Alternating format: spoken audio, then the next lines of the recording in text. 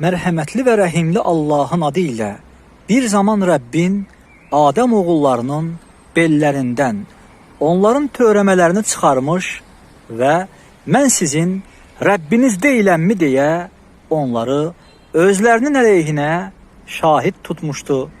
Onlar, bəli, şahid olduq demişdilər.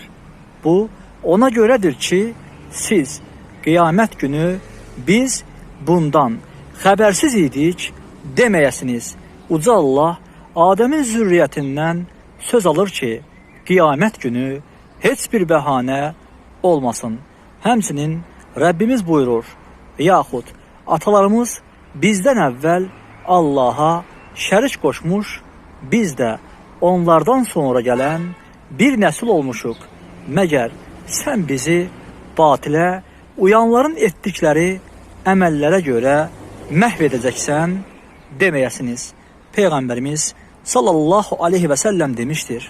Qiyamət günü Allah cəhənnəm əhlindən olan bir kişiyə deyəcək, əgər dünyada olan hər şey sənin olsaydı, onu əzabdan xilas olmaq üçün fidyə verərdinmi?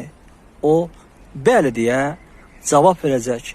Onda Allah buyuracaq, sən hələ Adəmin belində ikən mən səndən bundan daha yüngül olanı mənə şərik qoşmamağı tələb etmişdim.